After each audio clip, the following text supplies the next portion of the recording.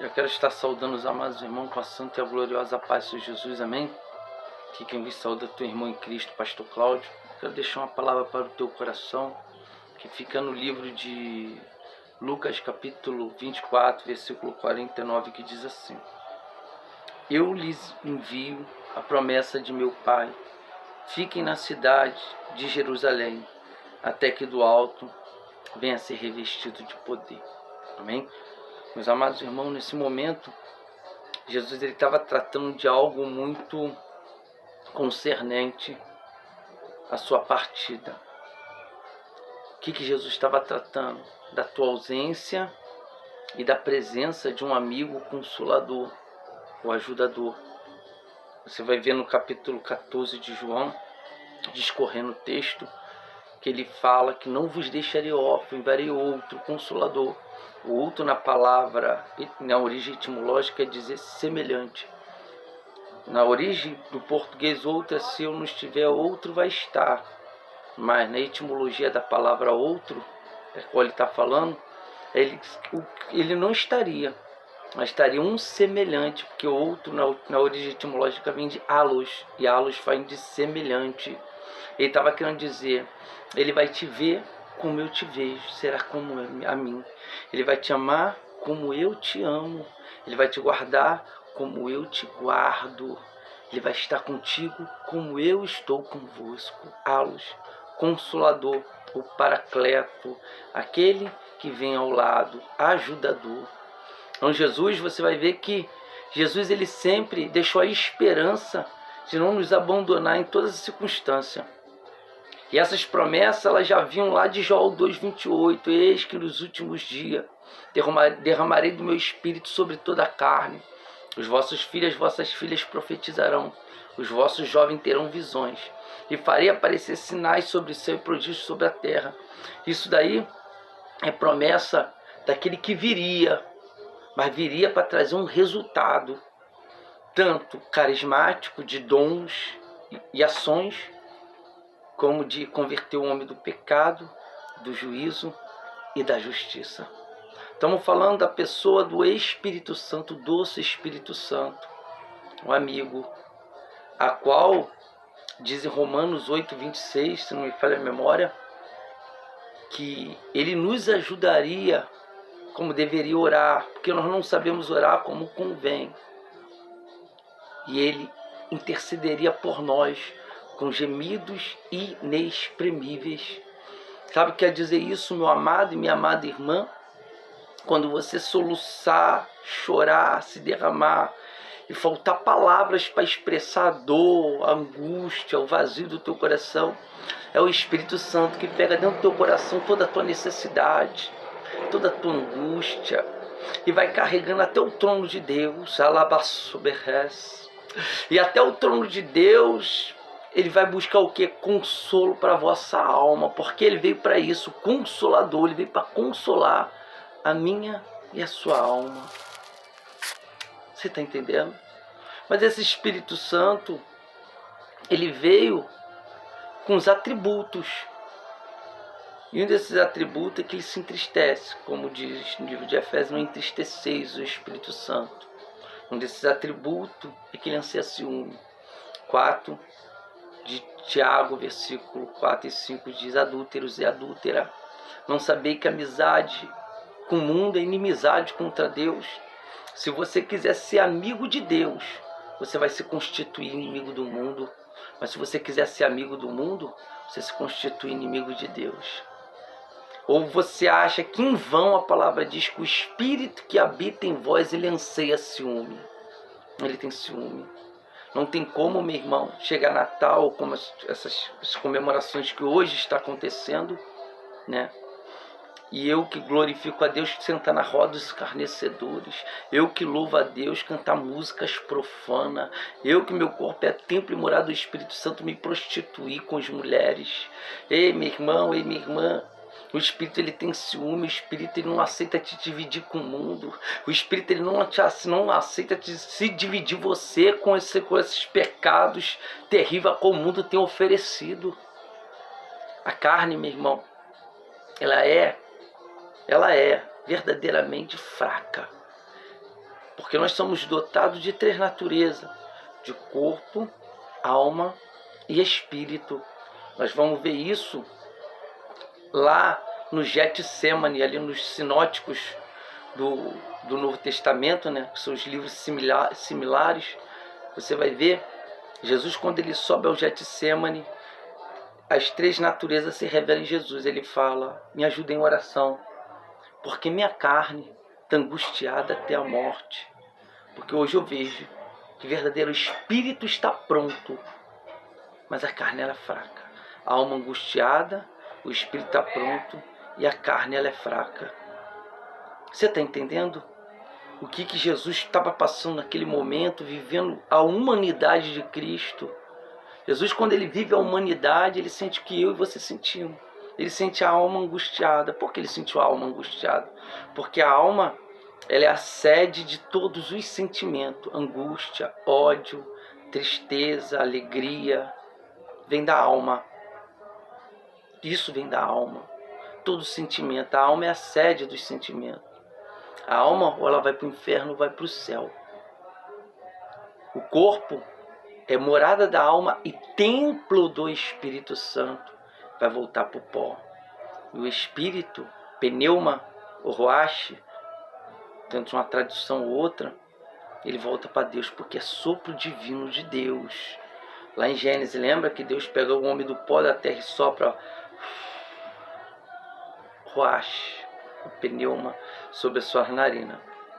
Então, nós vemos que verdadeiramente o nosso corpo, ele pende para as coisas terrenas.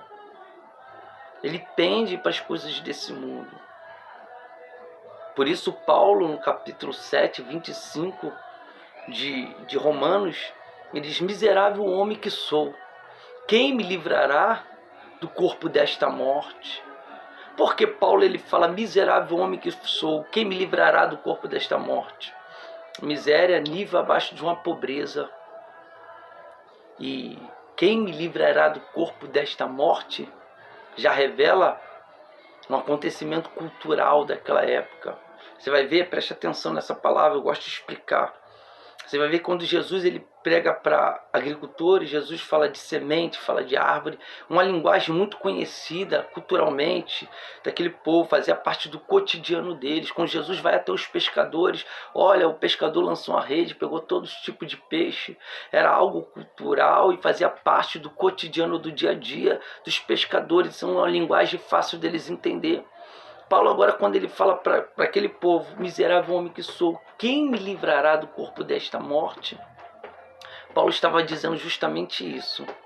Porque naquela época, quando um homicida matava alguém, uma das práticas de martírio era que ele viesse carregar o defunto sobre o teu corpo até o fim.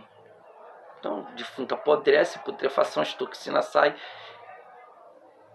Muito difícil a pessoa que está levantando um defunto não morrer também. Então, quando Paulo fala: miserável homem que sou, quem me livrará do corpo desta morte?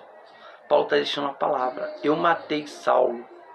Eu matei o velho homem, mas o velho homem ainda está comigo. E eu vou ter que levar ele até a sepultura. Não tem jeito. Você está entendendo?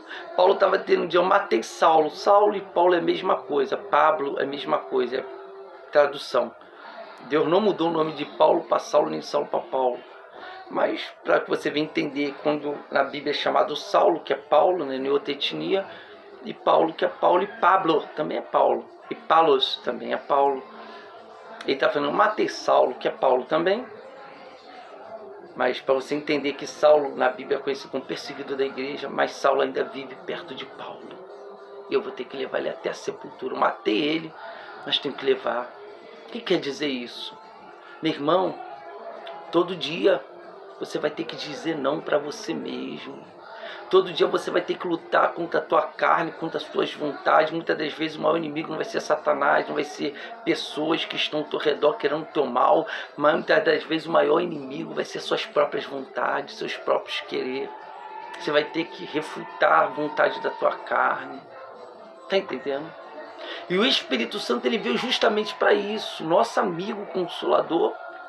Ele veio para nos dar força. Mas como, pastor Cláudio, eu vou vencer os meus desejos? Alimentando o Espírito Santo. Porque Romanos 8 diz que nenhuma condenação há para aqueles que estão em Cristo Jesus, que não andam mais segundo a carne, mas agora vivem segundo o Espírito Santo. Então o que? Você não pode mais andar segundo a carne. Seu curso de vida agora é segundo o Espírito Santo, aí não há condenação. Você vai estar alimentando o fogo do Espírito dentro de ti. A qual em Colossenses diz, não extingueis o Espírito Santo, não apagueis a chama do Espírito Santo que habita em ti. Você está entendendo? Então quando Jesus fala aqui, no capítulo 24, 49, eis que eu vos envio a promessa do Pai, ficai, porém, na cidade de Jerusalém, até que do alto venha a ser revestido de poder. Ele está falando justamente disso. Ó, de uma força que você não tem, de uma sabedoria que você não tem, de atributos que só o Espírito Santo pode te dar, porque Ele é a sabedoria. Você vai ver, no capítulo 3 de João, Nicodemos chega até Jesus e fala, Rabi, ô mestre, bem sei que tu é vindo da parte de Deus, porque ninguém faz o que tu faz se do alto não foi entregue. Ele se admira com os sinais carismáticos, cura, libertação de demônios, ele fica espantado. E qual é a palavra, a proposta de Jesus para Nicodemos? Nicodemos, em verdade, eu vos digo, Nicodemos, que necessário é vos nascer de novo. E Nicodemos fala, ué, como pode eu nascer de novo sendo velho, voltar ao ventre da mãe? Por quê? Porque Coríntios, Paulo diz que o homem natural não entende as coisas do Espírito, porque para ele parece loucura, mas o homem espiritual discerne bem todas as coisas. Nicodemos, ele conhecia muito de Bíblia, Torá, Pentateuco, né? Mas ele não tinha conhecimento nenhum com o Espírito Santo, não tinha nada. Ele só conhecia Bíblia, a letra mata, o Espírito vivifica. Por isso está em Eclesiastes 12:12, eu não critico a leitura, eu prego a leitura. Mas diz assim a palavra do Senhor, o muito estudar e fazer livre enfado da carne, tudo que o homem tem que fazer é temer a Deus e seguir os seus mandamentos. Eu tenho que saber o suficiente que me traga o temor do Espírito Santo e andar sempre em comunhão e vigilância. Nicodemos conhecia muito de Bíblia, mas não conhecia nada do Espírito Santo. Tem muitas pessoas assim, com anel de teologia no dedo, ostentando uma sabedoria, mas sem intimidade nenhuma com Deus, meu irmão. Tem muitas pessoas que ela conhece muito da letra, mas não tem intimidade nenhuma com a presença do Senhor. Ei, minha irmã, não ignora conhecimento, porque o conhecimento, meu irmão, é adquirido dentro da Bíblia. A Bíblia é a palavra de Deus. Mas o homem, ele tem que primeiro ter intimidade com o Criador.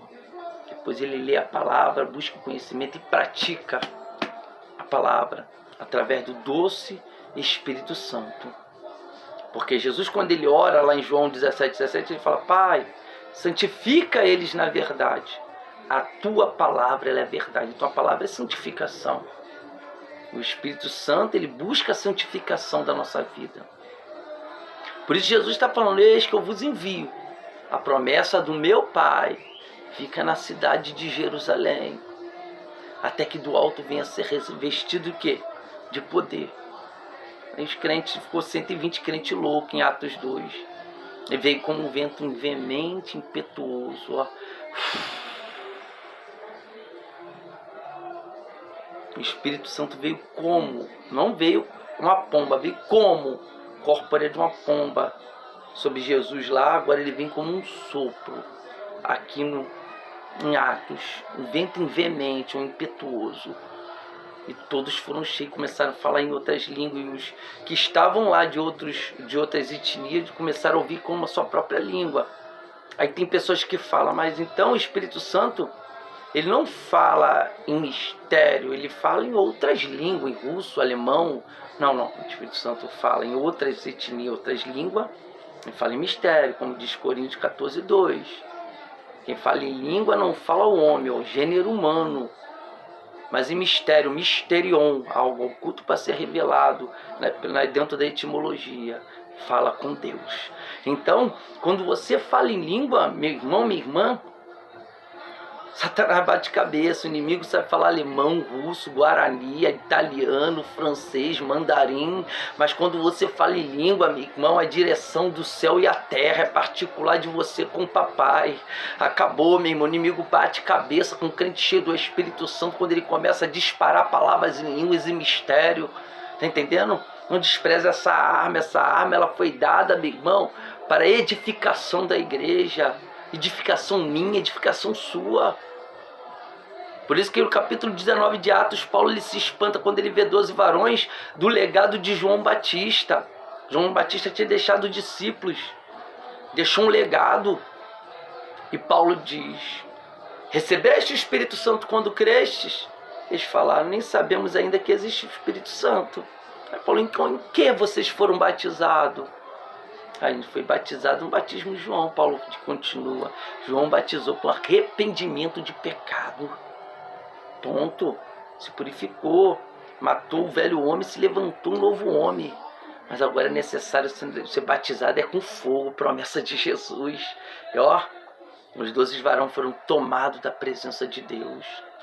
Pastor Cláudio, o que o senhor está querendo passar para mim na tarde desse dia, qual está sendo anunciada essa palavra gloriosa? Enchei-vos do Espírito Santo de Deus. Busque com toda a sede, meu irmão, minha irmã. Busque falar em língua, ser batizado. Não se acomode com o evangelho barato e medíocre. Chega dentro da igreja, não chora mais na presença de Deus, não fala em língua, não sente um arrepio de poder, não sente um calor no coração, ardor dentro da alma. Isso daí fala da ausência, porque onde é o Espírito Santo há sinal, onde é o Espírito Santo há um tocar, onde é o Espírito Santo há uma comunhão, meu irmão. Você está entendendo? Então essa palavra que teu amigo, irmão em Cristo, pastor Cláudio, deixa ao teu coração. Ao teu coração hoje eu deixo essa palavra. Enchei-vos do Espírito Santo de Deus. Amém? E fica com a santa e a gloriosa paz do nosso Senhor e Salvador Jesus Cristo.